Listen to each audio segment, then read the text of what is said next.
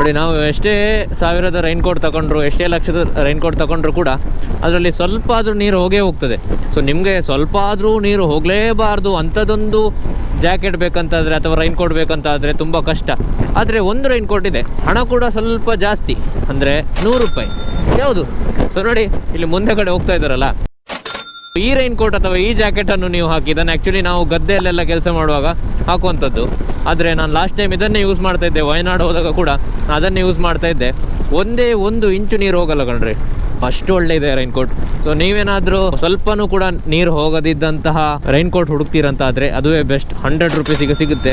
So Sullia ಪುತ್ತೂರಲ್ಲಂತೂ ಸಿಗುತ್ತೆ, ಮತ್ತು ಗದ್ದೆ ಪ್ರದೇಶಗಳಿರುವಂತಹ ಜಾಗದಲ್ಲಿ ಸಿಗುತ್ತೆ. ನೋಡಿ, ಜಾಸ್ತಿ ಜನ ಅದೇ ಹಾಕ್ತಾ ಇದ್ದಾರೆ. ನೋಡಿ, ಇವರು ಕೂಡ ಅದೇ ಹಾಕ್ತಾ ಇದ್ದಾರೆ. ಮಂಗಳೂರಿನ ಒಬ್ಬರು ರೈಡರ್ ಆದಂಥವ್ರೆ ಒಂದು 70,000ದ ಒಂದು ರೈನ್ ಕೋಟ್ ಇದೆ, ಅದು ಹಾಕಿ ಕೂಡ ಅವರ ಮೈ ಒಳಗೆ ಫುಲ್ ನೀರು ಹೋಗಿತ್ತು. ಸೊ ನನ್ನ ಹತ್ರ ಕೂಡ 2,500ದ್ದು ರೈನ್ ಕೋಟ್ ಇದೆ.